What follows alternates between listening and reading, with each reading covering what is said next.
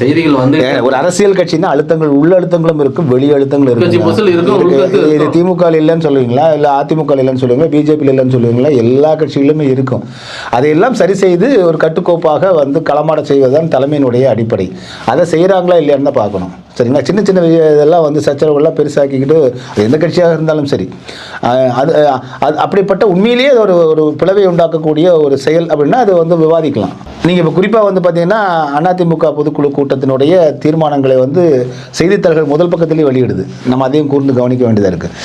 ரெண்டாவது இப்போ என்னன்னா, எதனால வந்து திமுக போல மற்ற கட்சிகள் போல திமுகவிற்கு எதிர்ப்பு அலை அதிகரிச்சிருக்குன்னு சொல்றீங்களா? எதிர்ப்பு அதிமுக வலுவாக இருக்குது அப்படின்னு சொல்றோம்.